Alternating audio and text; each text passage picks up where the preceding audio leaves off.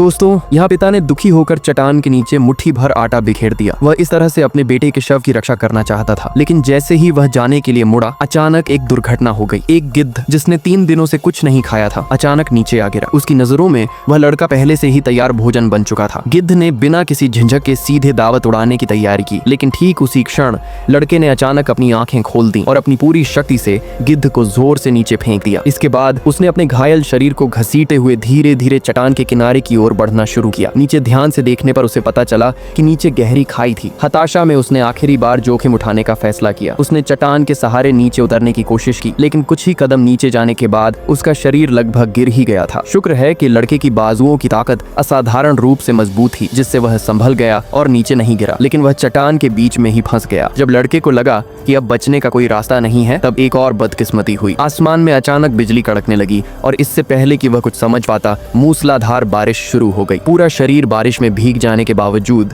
उसने चट्टान को मजबूती से पकड़े रखा। उसने दांत भींच लिए और हार नहीं मानी। अपनी जान बचाने के लिए संघर्ष करता रहा। भले ही उसका पूरा शरीर बुरी तरह कांप रहा था, उसने कभी हार नहीं मानी। जैसे ही उसकी ताकत खत्म होने वाली थी, उसने अचानक देखा कि नीचे पानी का स्तर बढ़ रहा है। उम्मीद उसके पैरों के नीचे थी, इसीलिए लड़का बिना किसी झंझट के नीचे कूद गया। एक जोरदार आवाज के साथ आखिरकार लड़का पानी के बहाव के साथ किनारे तक पहुंच गया और मुश्किल से उठ खड़ा हुआ।